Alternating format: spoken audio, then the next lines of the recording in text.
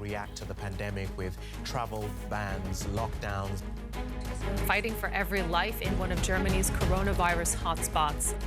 Some European countries are starting to relax lockdown restrictions while others are tightening them. Now is not the time to relax measures.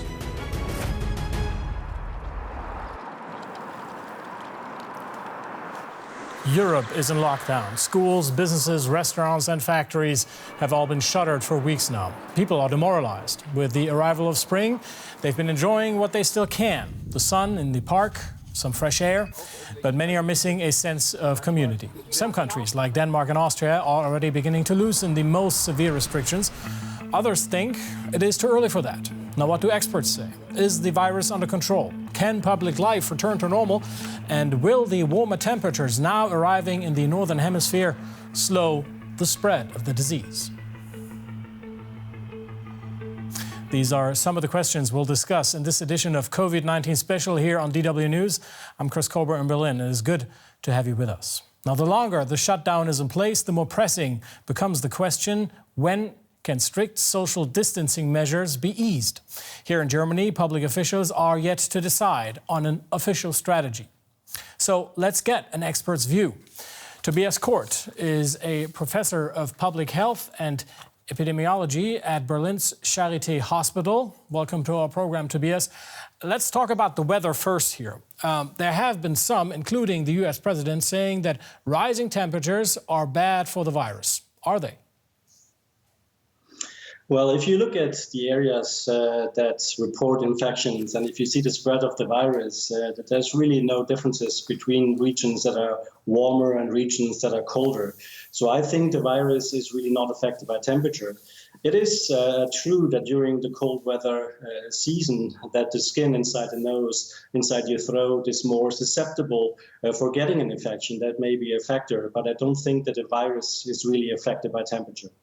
So springtime, meaning it's not necessarily a bad time for corona? It's not a bad time for the virus. It's a good time for us and enjoying the sun and hopefully getting some fresh air, and certainly the sunshine helps certainly for the mood. So it's a good time for all of us to have it in spring right now. But for the virus, I don't think that makes much of a difference.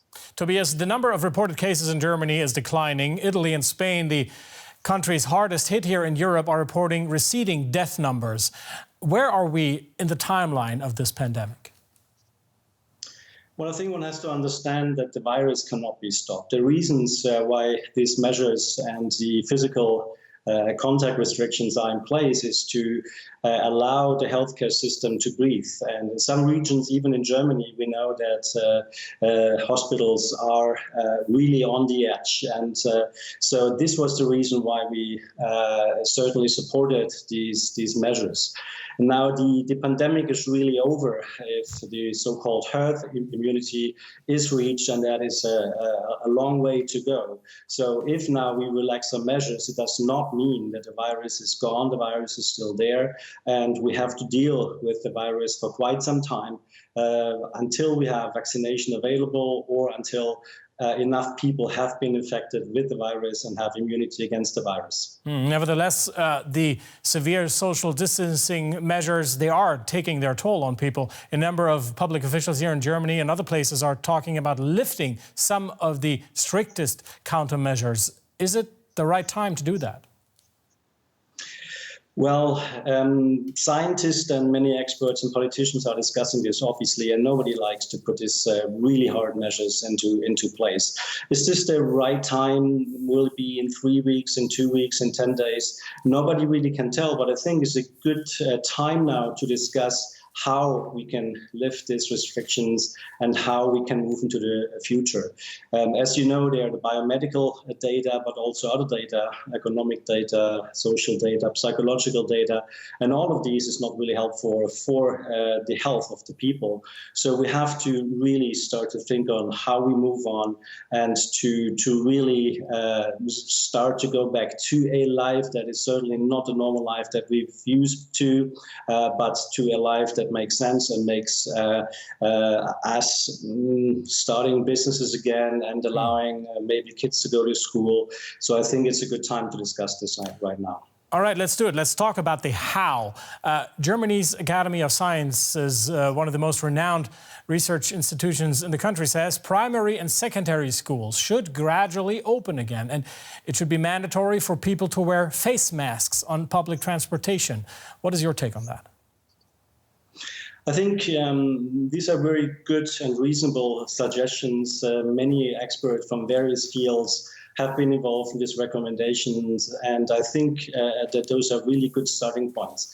We all have to understand, however, that if restrictions are lifted, that we may see an effect on the healthcare system again, and then we have to increase some of the restrictions potentially. So this will be an on and off for some time. We have to evaluate this very carefully, and the experts are doing this to recommend specific measures to the politicians who then have to make their decisions. But I think the recommendation of the National Academy of Science are really reasonable and a good starting point. Also, it is important that I said that we should not really isolate specific groups such as the elderly or such as people with certain medical conditions. I think that was also a very important statement.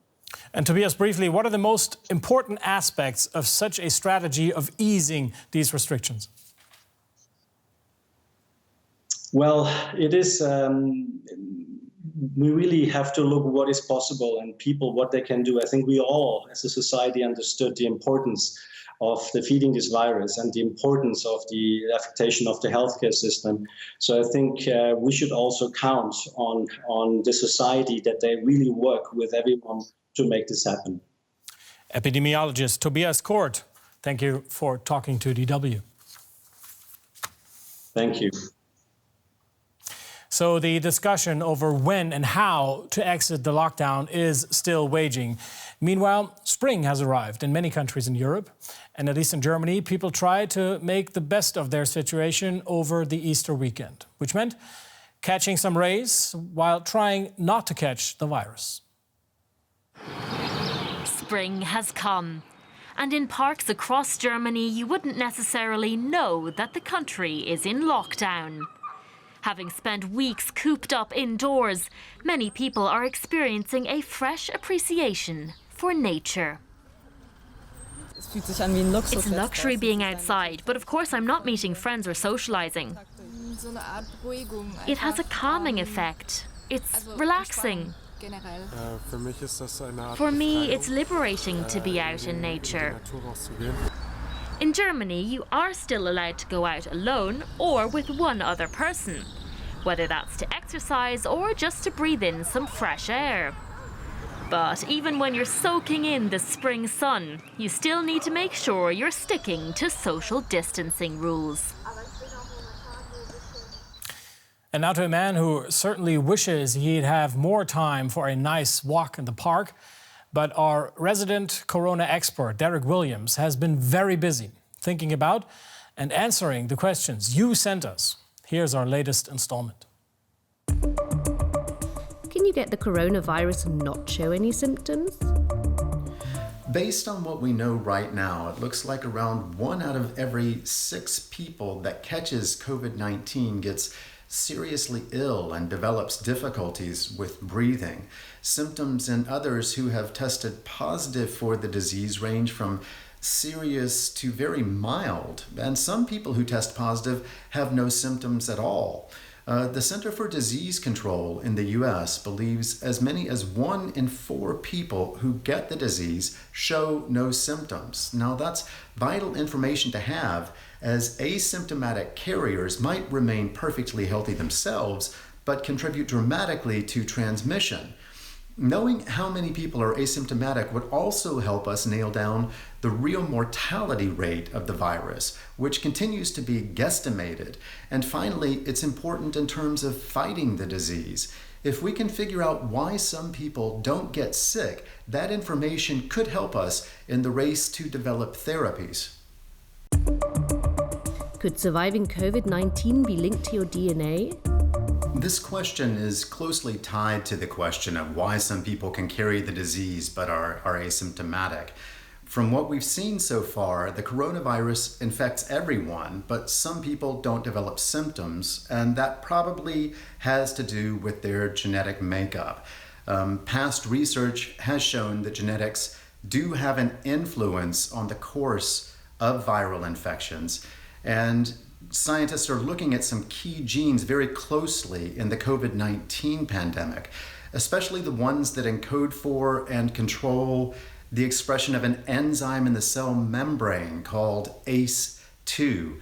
It's what the coronavirus uses as a gateway to get into the cell. Could variations there make some people more susceptible than others? Maybe. It's pretty unlikely, though, that there will be a single genetic variant that determines whether you get a mild or severe case of COVID-19. The first wide-scale research studies in the area are ramping up now, but they'll take time to carry out and evaluate. And if you have a question for us about the virus, simply post it in the comments section of our DW YouTube channel. And that wraps up today's edition of COVID-19 Special. For more on the pandemic, do check out our social media channels and our website, that's dw.com, which has dedicated COVID-19 pages in 30 languages. I'm Chris Colbert in Berlin. Thanks for watching. And before we let you go, many scientists around the world are calling on governments to provide people with face masks if they intend on easing lockdown restrictions. Now, Taiwan seems to be a step ahead on this. Authorities there have set up vending machines where people can scan their health insurance cards in order to pick up their fortnightly ration of 9 masks. An idea other countries may well wish to adopt themselves.